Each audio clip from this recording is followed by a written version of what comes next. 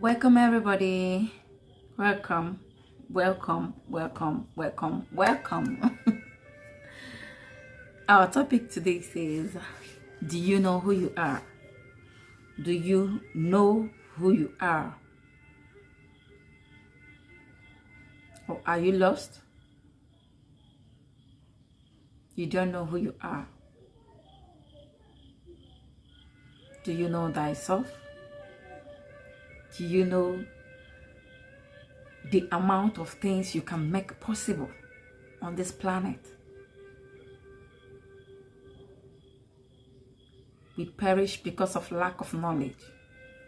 We perish because of the things we don't know.